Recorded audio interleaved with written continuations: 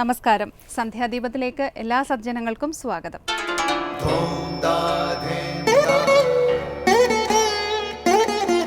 ശുഭം ഭവതു കല്യാണമായുസാരോഗ്യവർദ്ധനം സർവദുഃഖ വിനാശായ സന്ധ്യാദീപം നമോസ്തുതേ. നാമം ജപായനം പുണ്യം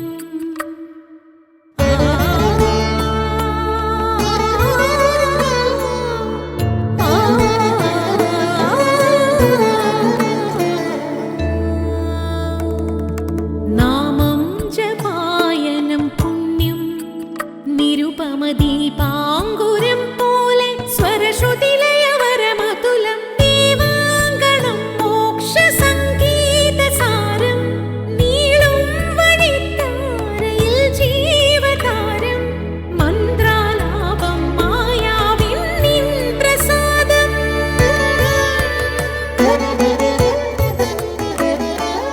ഇരുൾ നീങ്ങിയുണരുന്ന തെളിനാളദീപം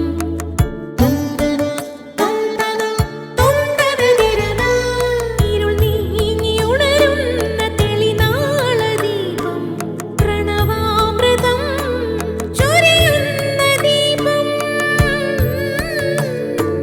ദീപം ദീപം ദീപം ദീപം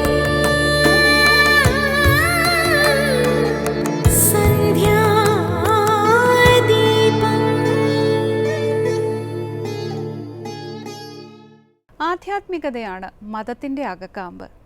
ആചരണങ്ങളും വിശ്വാസങ്ങളുമെല്ലാം അതിൻ്റെ പുറന്തോടാണ്. ആധ്യാത്മികത എന്നാൽ അവനവനിലേക്കുള്ള ഉണരലാണ്. അവനവനിലേക്കുണരുന്നവനാണ് യഥാർത്ഥ മതവിശ്വാസി. അവനവനിലേക്ക് ഉണരും തോറും ഒരുവൻ മതത്തിൻ്റെ ചട്ടക്കൂടുകൾ സൃഷ്ടിക്കുന്ന ബന്ധനത്തിൽ നിന്നും മുക്തനാകുന്നു. അവനവനെ പൂർണ്ണമായി അറിയുമ്പോൾ സത്യം ഒന്നാണെന്നും തന്നിൽ നിന്ന് അന്യമായി ഈ പ്രപഞ്ചത്തിൽ ഏതൊന്നുമില്ലെന്നും ബോധിക്കുന്നു. എല്ലാ വ്യത്യാസവും, എല്ലാ ഭേദചിന്തയും, എല്ലാ ഭയവും അവിടെ അസ്തമിക്കുന്നു. മതങ്ങളുടെ അന്തസാരം മനസ്സിലാക്കാൻ ശ്രമിക്കണം. അവനവൻ ജനിച്ചു വളർന്ന മതത്തെക്കുറിച്ചുള്ള അറിവാണ് ആദ്യം വേണ്ടത്. ആധ്യാത്മികത എന്തെന്ന് മനസ്സിലാക്കണം. അത് മനസ്സിലാക്കിയാൽ മതത്തിൻ്റെ ചട്ടക്കൂടുകൾക്ക് നാം അമിത പ്രാധാന്യം നൽകുകയില്ല. മതം അനുശാസിക്കുന്ന സത്യം, ധർമ്മം, സ്നേഹം, കാരുണ്യം, അഹിംസ, ത്യാഗം തുടങ്ങിയ മൂല്യങ്ങൾ ജീവിതത്തിൽ പകർത്താനാണ് ശ്രമിക്കേണ്ടത്. തുടർന്ന് ശ്രീ കാവാലം ശ്രീകുമാർ പ്രശ്നോത്തര രത്നമാലിക ആലപിക്കുന്നത് കേൾക്കാം.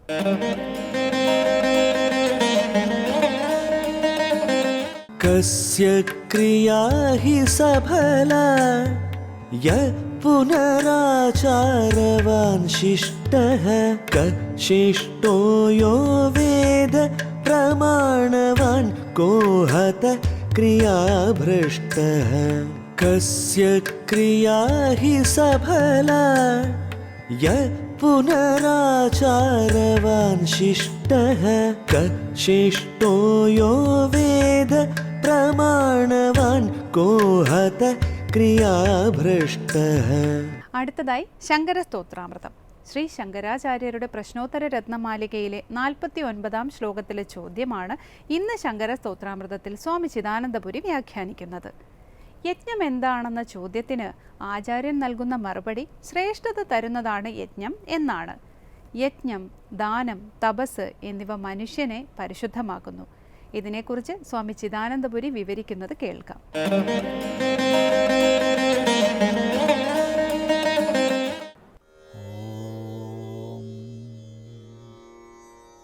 ഗുരുർബ്രഹ്മാ ഗുരുർവിഷ്ണു ഗുരുർദേവോ മഹേശ്വരഃ ഗുരു സാക്ഷാത് പരം ബ്രഹ്മ തസ്മൈ ശ്രീ ഗുരവേ നമഃ. ഓം സദാശിവസമാരംഭാം ശങ്കരാചാര്യമധ്യമാം അസ്മദാചാര്യപര്യന്താം വന്ദേ ഗുരുപരമ്പരാം. പ്രശ്നോത്തര രത്നമാലികയിൽ 49-ാമത്തെ ശ്ലോകമാണ് നമ്മൾ പഠിക്കുന്നത്.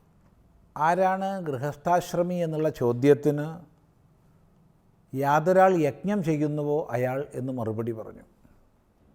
അപ്പോൾ അവിടെ ചോദ്യം വരികയാണ്, കോ യജ്ഞ, എന്താണ് യജ്ഞം? യജ്ഞം ചെയ്യുന്ന ആളാണ് ഗൃഹി എന്ന് പറഞ്ഞാൽ യജ്ഞം എന്താണ്? യഹ ശ്രുത്യാവിഹിത ശ്രേയസ്കരോ നൃണാം. യഹ ശ്രുത്യാവിഹിത, ശ്രുതിയാൽ വിധിക്കപ്പെട്ടത്. അപ്പോൾ യജ്ഞം നിർവചിക്കുകയാണ്. എന്താണ് യജ്ഞം? ഒന്നാമത്തെ ലക്ഷണം ശ്രുതിയാൽ വിധിക്കപ്പെട്ടതാണ്. ശ്രുതി വേദം, വേദത്താൽ വിധിക്കപ്പെട്ടതാണ് യജ്ഞം. പിന്നെയോ ശ്രേയസ്കരോ നൃണാം, നൃണാം മനുഷ്യന്മാരുടെ ശ്രേയസ്സിനെ ചെയ്യുന്നതാണ്, ജീവിതത്തിൽ ശ്രേയസ് ഉണ്ടാക്കി തീർക്കുന്നതാണ് യജ്ഞം. യജ്ഞദാന തപഃ കർമ്മ ന ത്യാജ്യം കാര്യമേവ തത്.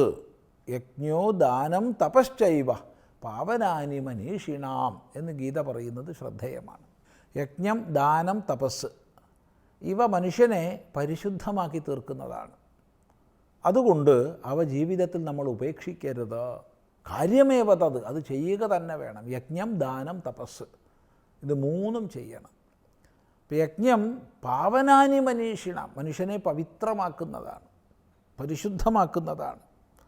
അതാണ് ശ്രേയസ്കരോ നൃണാം, മനുഷ്യന്മാർക്ക് ശ്രേയസ്കരമാണ്. കാരണം ശ്രേയസ് എന്നുള്ളത് ആത്മബോധത്തിൻ്റെ അപേക്ഷയിലാണ്, ആത്മബോധമാകട്ടെ ചിത്തശുദ്ധിയുടെ അപേക്ഷയിലാണ്.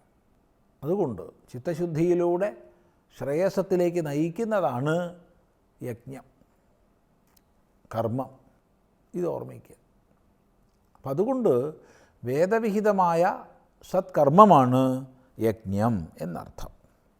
അപ്പോഴാണ് അടുത്ത ചോദ്യം വരുന്നത്, കസ്യ ക്രിയാ ഹി സഫല യ പുനരാചാരവാൻ ശിഷ്ടഃ കശിഷ്ടോ യോ വേദ പ്രമാണവാൻ കോ ഹതക്രിയാഭ്രഷ്ടഃ.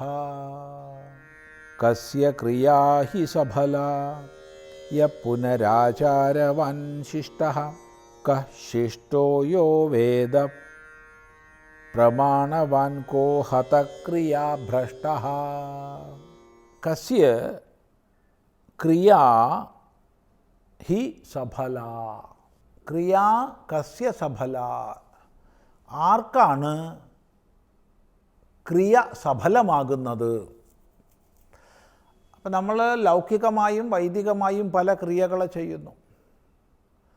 ക്രിയകളെ ചെയ്യുന്നതിലൂടെ കർത്താവ് ഒരു ഫലത്തെ ലക്ഷ്യമാക്കുന്നുണ്ട്. അതാണ് ആ ക്രിയയുടെ ഫലം.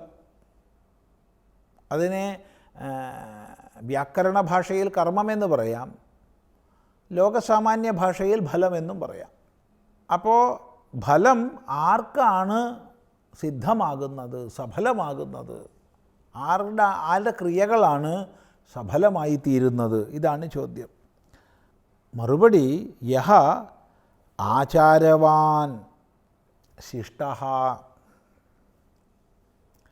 യാതൊരാൾ ആചാരവാനും ശിഷ്ടനുമാണോ അവന് ക്രിയകൾ സഫലങ്ങളാകുന്നു. ആചാരവാൻ എന്ന് പറഞ്ഞാൽ ജീവിതത്തിൽ സദാചാരങ്ങളെ പാലിക്കുന്നവൻ. ശാസ്ത്രങ്ങളാലും സജ്ജനങ്ങളാലും പ്രശംസിക്കപ്പെട്ട ആചാരങ്ങളെ സ്വജീവിതത്തിൽ പാലിക്കുന്ന ആളാണ് ആചാരവാൻ. സ്വയം പാലിക്കുന്നവൻ, ആചരിക്കുന്നവൻ, ഏറെ പ്രസംഗിക്കുന്നവനല്ല. സത്കർമ്മങ്ങളെക്കുറിച്ച് പ്രസംഗിക്കാൻ എളുപ്പം കഴിയും, എന്നാൽ സ്വജീവിതത്തിൽ ആചരിക്കുന്നയാൾ. അങ്ങനെ ആചാരവാനും ശിഷ്ടനുമായവൻ, ശിഷ്ടൻ, സാധു, ശ്രേഷ്ഠൻ, സജ്ജനങ്ങളാൽ പ്രശംസിക്കപ്പെടുന്നവൻ, അവനാണ് ശിഷ്ടൻ. അപ്പോൾ ശ്രേഷ്ഠമായ ഭാവത്തോടൊത്തവനും ശാസ്ത്രബോധത്തോടൊത്തവനും സജ്ജനങ്ങളാൽ പ്രശംസിക്കപ്പെടുന്നവനും അങ്ങനെയെല്ലാമുള്ള ആചാരവാൻ ചെയ്യുന്ന കർമ്മങ്ങൾ സഫലമായി തീരും. അതാണ്. അപ്പോഴവിടെ ചോദ്യം വന്നു, കഹാ ശിഷ്ടഃ, ആരാണ് ശിഷ്ടൻ? ഈ ചോദ്യത്തിന് വലിയ സ്ഥാനമുണ്ട്. കാരണം ആചാരവാനും ശിഷ്ടനുമായവൻ ചെയ്യുന്ന കർമ്മങ്ങൾ സഫലമാകുമെന്ന് പറഞ്ഞു. ആചാരവാൻ എന്ന് പറഞ്ഞാൽ എല്ലാവർക്കും മനസ്സിലാവും, ആചരിക്കുന്നവൻ എന്നർത്ഥം. എന്നാൽ ശിഷ്ടനാരാണ്? മറുപടി, യോ വേദപ്രമാണവാൻ. ആരാണ് ശിഷ്ടൻ? യോ വേദപ്രമാണവാൻ. ആര് വേദപ്രമാണങ്ങളോടൊത്തവനാണോ, വേദമാകുന്ന പരമപ്രമാണത്തെ മനസ്സിലാക്കിയവൻ ആരാണോ, അഥവാ തൻ്റെ ജീവിതത്തിലെ അഖില കർമ്മങ്ങളെയും വേദപ്രമാണത്തിനനുസരിച്ച് ചെയ്യുന്നവൻ ആരാണോ, വേദവിഹിതങ്ങളായവയെ വിഹിതങ്ങളായ രീതിയിൽ ചെയ്യുന്നു, വേദങ്ങളും വൈദിക ശാസ്ത്രങ്ങളും നിഷേധിച്ച കർമ്മങ്ങളെ ചെയ്യുന്നില്ല. അപ്പോൾ എന്താണ് വേദപ്രമാണം എന്നുള്ളത് അറിയാം. അങ്ങനെ വേദപ്രമാണത്തെ അറിഞ്ഞ് ജീവിക്കുന്ന ആളാണ് ശിഷ്ടൻ. ഇത് നമ്മൾ സാധാരണ ശാസ്ത്ര പഠന സന്ദർഭങ്ങളിൽ വളരെ ആവശ്യമുള്ളൊരറിവാണിത്. കാരണം പല സന്ദർഭങ്ങളിലും ശിഷ്ടൻ ശിഷ്ടൻ എന്നുള്ള പദപ്രയോഗം വരും. അപ്പോൾ ആരാണ് ശിഷ്ടൻ എന്നുള്ള ചോദ്യത്തിന് ഏറ്റവും നല്ല മറുപടിയാണ് ഇവിടെ പറഞ്ഞിട്ടുള്ളത്. വേദപ്രമാണവാൻ. വേദപ്രമാണത്തോടൊത്തവൻ ശിഷ്ടൻ, വേദപ്രമാണങ്ങളെ അറിയുന്നവൻ ശിഷ്ടൻ, വേദപ്രമാണത്തിനനുസരിച്ച് കർമ്മങ്ങളെ ആചരിക്കുന്നവൻ ശിഷ്ടൻ. അങ്ങനെ മനസ്സിലാക്കണം. വേദപ്രമാണവാൻ ശിഷ്ട. അവിടെ ഒരു ചോദ്യം വരികയാണ്, കോ ഹതഃ, ആരാണ് ഹതൻ? ഹതൻ ചാൽ ഹനിക്കപ്പെട്ടവൻ. ഹനിക്കപ്പെട്ടവൻ, പുരുഷാർത്ഥങ്ങളിൽ നിന്നും നശിച്ചു പോയവൻ. മറുപടി ക്രിയാഭ്രഷ്ട. ക്രിയാഭ്രഷ്ടൻ, ക്രിയാമാർഗത്തിൽ ഭ്രഷ്ടനായിപ്പോയവൻ, ഭ്രംശിക്കപ്പെട്ട ക്രിയയോടൊത്തവൻ, അവൻ നഷ്ടപ്പെട്ടു കഴിഞ്ഞു. അവൻ മൃതന് തുല്യനാണ്, അവൻ ഹതനാണ്. അതുകൊണ്ട് ക്രിയാഭ്രഷ്ടത വരരുതേ എന്ന് താത്പര്യം പ്രമാണത്തിനനുസരിച്ച് എങ്ങനെയാണോ ചെയ്യേണ്ടത് അങ്ങനെ ക്രിയകളെ ശുദ്ധമായി നമ്മൾ ചെയ്യേണ്ടതാണ്. അല്ലാത്ത പക്ഷം ഹതന് തുല്യമാണ്, മൃതന് തുല്യമാണ് ക്രിയാഭ്രഷ്ടൻ എന്നാണ് പറഞ്ഞത്.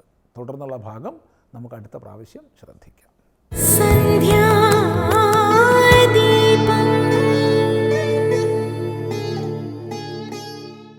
അടുത്തതായി സനാതനധർമ്മമാണ്.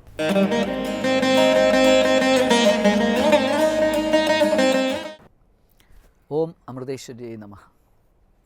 മലയാളികളുടെ പ്രിയപ്പെട്ട കവികളിൽ ഒരാളാണ് പൂന്താനത്ത് നമ്പൂതിരി എന്നറിയപ്പെടുന്ന പൂന്താനം.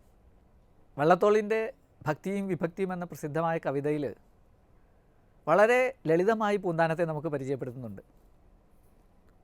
പൂന്തേനാം പലകാവ്യം കണ്ണനു നിവേദിച്ച പൂന്താനം ജ്ഞാനപ്പാന പാടിയ പുംസ്കോകിലം.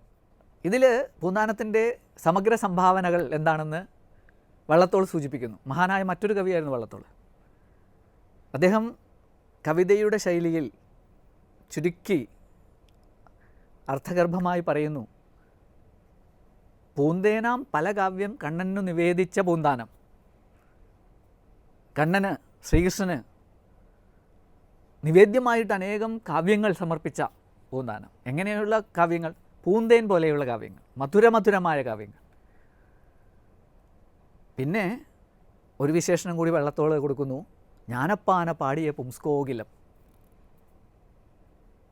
ജ്ഞാനപ്പാന എന്ന ഗഹനമായ ഗംഭീരമായ കൃതി പാടിയ കുയിലും കൂടിയാണ് പൂന്താനം.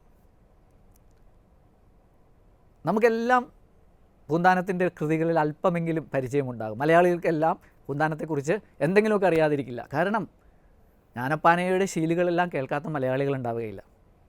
കണ്ടുകണ്ടെങ്കിരിക്കും ജനങ്ങളെ കണ്ടില്ലെന്ന് വരുത്തുന്നതും ഭവാൻ, 2-4 ദിനം കൊണ്ടൊരുത്തനെ തണ്ടിലേറ്റി നടത്തുന്നതും ഭവാൻ, മാളിക മുകളേറിയ മന്നൻ്റെ തോളിൽ മാറാപ്പ് കയറ്റുന്നതും ഭവാൻ എന്നെല്ലാം മനുഷ്യനിയതിയുടെ അപ്രതീക്ഷിതമായ തകിടം മറിച്ചിലുകളെ വളരെ സുന്ദരമായ രീതിയിൽ ഈശ്വര നിയോഗം എന്ന രീതിയിൽ നമ്മൾ സ്വീകരിക്കണമെന്ന് പഠിപ്പിച്ചുകൊണ്ട്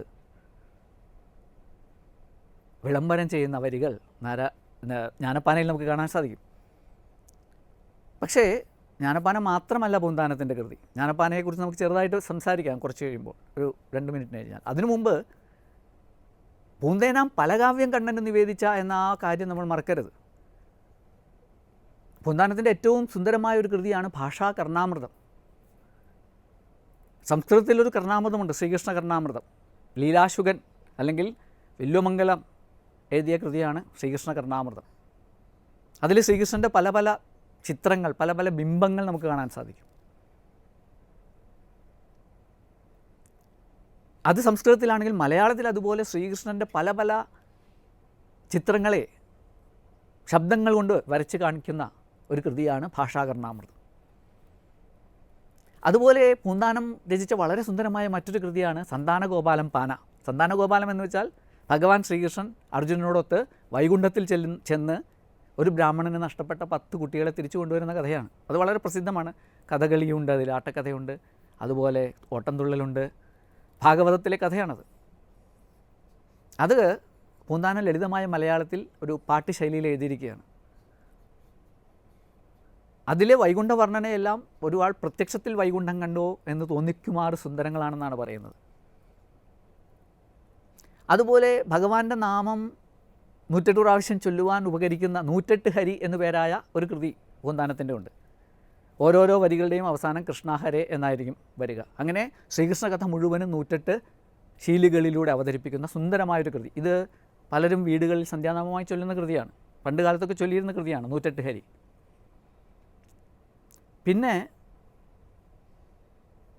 പൂന്താനത്തിൻ്റെ ജന്മനാടിന് തൊട്ടടുത്തുണ്ടായിരുന്ന അങ്ങാടിപ്പുറത്ത് ദേവി തിരുമാന്താംകുന്ന് ഭഗവതിയെക്കുറിച്ച് ഘനസംഘം എന്നു പേരായ മലയാളത്തിലെ സുന്ദരമായ ഒരു സ്തോത്രം പൂന്താനം രചിച്ചിട്ടുണ്ട്. ദേവീഭക്തി തുളുമ്പുന്ന ഒരു കൃതി. ഇങ്ങനെ നാനാ രീതിയിൽ ഭക്തിഭാവം ജനിപ്പിക്കുന്ന കൃതികൾ രചിച്ച് മലയാളികളുടെ ഭക്തി സംസ്കാരത്തിന് ആക്കം കൂട്ടിയ മഹാപ്രതിഭയായിരുന്നു പൂന്താനം. മഹാപണ്ഡിതനെന്ന് നമുക്ക് പറയാൻ പറ്റുമോ എന്നറിയില്ല. പക്ഷേ കവിത്വം വളരെ തുളുമ്പുന്ന കൃതികൾ രചിച്ച, കാവ്യദേവതയുടെ അനുഗ്രഹം സമ്പൂർണ്ണം കൈവരിച്ച ഭക്തോത്തമനായിരുന്നു പൂന്താനം. പൂന്താനത്തിൻ്റെ ഏറ്റവും സ്വാധീനം ചെലുത്തിയ കൃതി ജ്ഞാനപ്പാന തന്നെയാണ്. ജ്ഞാനപ്പാനയുടെ പ്രത്യേകത അതിൽ ഭക്തി മാത്രമല്ല പ്രധാനമായി നിൽക്കുന്നത്. ഭക്തിക്ക് പുറമേ മനുഷ്യജീവിതത്തിൻ്റെ സമഗ്രമായ ഒരു അവസ്ഥ ജ്ഞാനപ്പാനയിൽ നമുക്ക് കാണിച്ചു തരുന്നുണ്ട്. അതൊരു ആധ്യാത്മിക മാർഗദർശക ഗ്രന്ഥമാണ്. ഒരു സ്പിരിച്വൽ ഗൈഡ് എന്ന് പറയാം ആ പുസ്തകത്തെ. പുസ്തകമെന്ന് പറയാനില്ല, ഒരു വലിയ കവിത എന്ന് പറയാം. കാവ്യം എന്നുള്ള നിലയിലും എത്തിയിട്ടില്ല, എന്നാൽ ഒരു ചെറിയ കവിതയുമല്ല, ഒരു നീണ്ട കഥ എന്നൊക്കെ പറയുന്ന ഒരു നീണ്ട കവിത എന്ന് പറയാം. അതിൽ പല വിഷയങ്ങളുമുണ്ട്.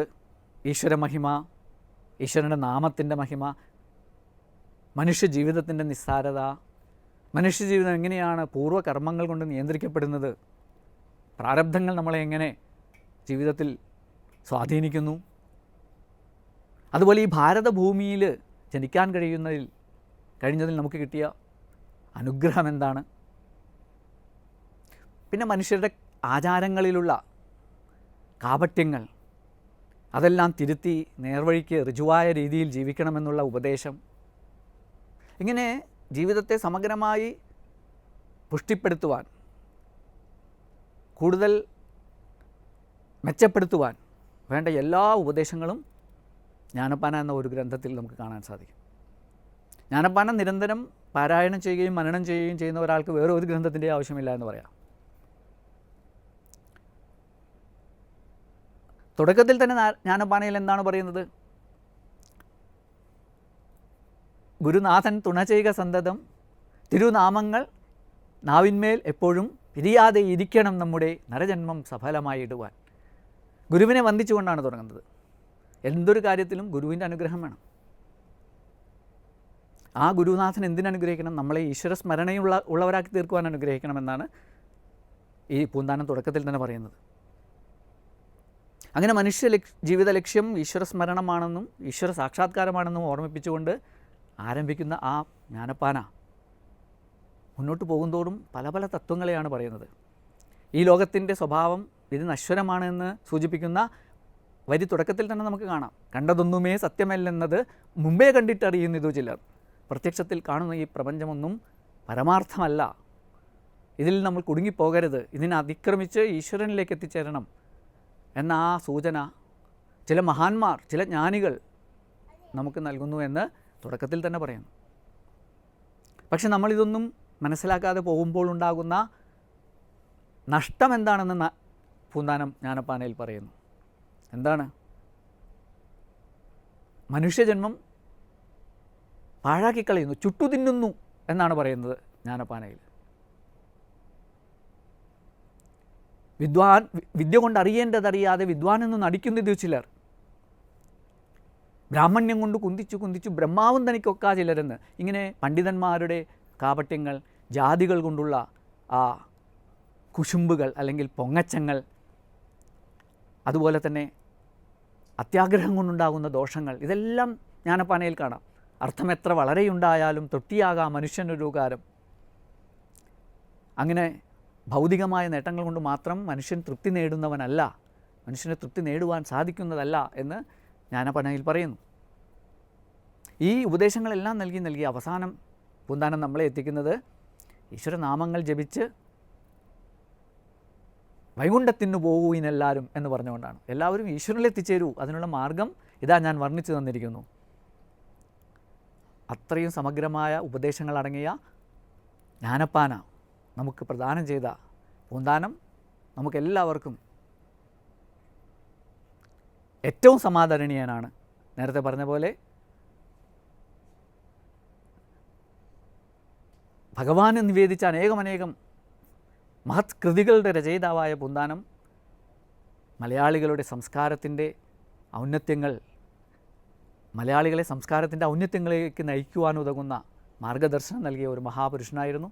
അദ്ദേഹത്തിൻ്റെ സ്മരണയും അദ്ദേഹത്തിൻ്റെ ആദർശങ്ങളെ പിന്തുടരുന്നതുമെല്ലാം നമ്മളുടെ ജീവിതത്തിന് ശ്രേയസ് പകരും. അതിനായി നമുക്ക് എല്ലാവർക്കും പരിശ്രമിക്കാം. ഓം അമൃതേശ്വരി നമഃ.